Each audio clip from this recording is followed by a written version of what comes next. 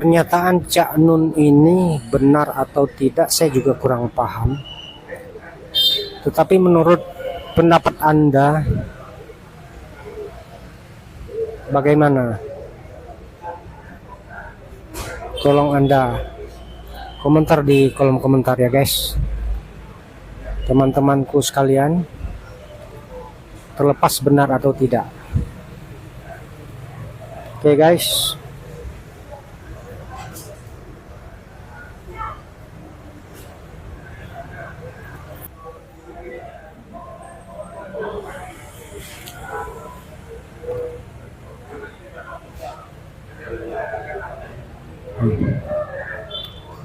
Yang sudah komentar terima kasih banyak.